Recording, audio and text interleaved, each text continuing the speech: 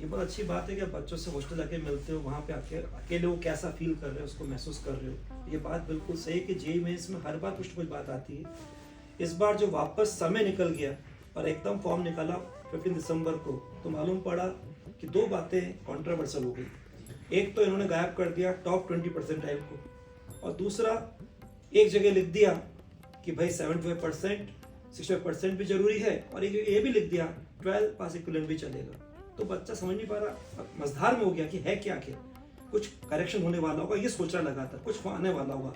इस चक्कर में उसमें एक एंजाइटी चल रही है, और जब एंजाइटी ऐसे आ जाती है तो बच्चा पढ़ाई के ट्रैक से डिस्ट्रैक्ट हट जाता है। अभी हर जगह बच्चे की हालत ये चल रही है। लेकिन बच्चों से मैं आपके चैनल के माध्यम से कह रहा हूँ, बच्चों आपके इससे माइंड टाइम एनर्जी वेस्ट होगी और कुछ नहीं, समय फालतू में वेस्ट हो जाएगा। हम लोग इसके साथ लगे हुए, ये टीम हमारे साथ लगी हुई है। और लास्ट टाइम तो हम लेट हो गए थे, अभी तो इनकी खुद के इस जो बुलेटिन है, इंफॉर्मेशन बुलेटिन, उसमें गलती हो गई है। और दूसरा यही मालूम पड़ा है कि जो वास्तव में आईआईटी कंडक्ट करने जा रहा है गुवाहाटी, वो इस बार कोई ऐसी बात कर रहा है, तो इसमें एनटी का भी इतना रोल नहीं है।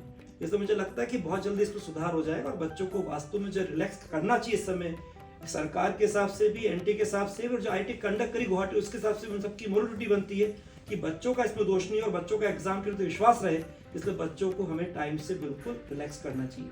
रिलैक्स करा, और पहले जो रिलैक्स किया, अगर हम देखें 2020 में रिलैक्स किया था, 2021 में बोर्ड एग्जाम ही नहीं था 12 का, तो 10% के बेस पे प्रमोट किया था और बच्चों को रिलैक्स किया था, और 2022 में भी लास्ट रिलैक्स कर दिया था। इस समय निकल गया समय कि अब वो किसी भी तरह से 75% या 65% को अप्लाई करें, क्योंकि जो बच्चा इस बार 23 में एग्जाम देगा उसके लिए टाइम आ गया, नया साल लग रहा है। जैसे ही जनवरी चालू होगा, प्रैक्टिकल चालू हो जाएंगे सीबीएसई बोर्ड में, उनका फरवरी 15 से प्रैक्टिकल के बाद बोर्ड एग्जाम चालू हो रहा है। बाकी बोर्ड भी, आपको स्टेट बोर्ड भी फरवरी 3rd वीक में चालू हो जाएंगे। बीच में आपका 24 जनवरी से 31 जनवरी फर्स्ट राउंड है। बच्चा उसमें क्या करेगा?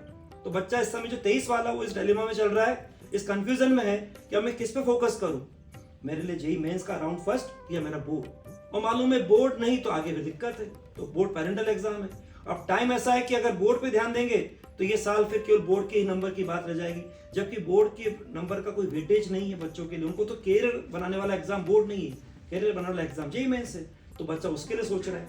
रह जाती बात जो बच्चे 2022 में थे, उनको अगर इम्प्रूव करना था तो उनके लिए फॉर्म का निकल गया नवंबर।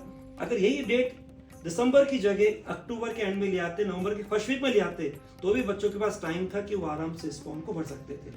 तो हर तरह की जो आशा, उम्मीद सब खत्म हो गई है। अब यही उम्मीद है कि रिलैक्स वापस किया जाए, और बच्चों का अधिकार और सरकार का और एनटीए का और गुवाहाटी जो भी एग्जाम ले रहा है उनका कर्तव्य बनता है। तो इस आवाज को लेके मैं दिल्ली जा रहा हूँ, और बच्चों से आपके इस चैनल के माध्यम से, प्लेटफॉर्म के माध्यम से कह रहा हूँ कि आप मुझ पर भरोसा करो। मैं आपके साथ खड़ा था, खड़ा हूँ, हमेशा खड़ा रहूंगा, और इस बार तो 2023 लगे उससे पहले सोल्यूशन लेके लौटूंगा। जी सर।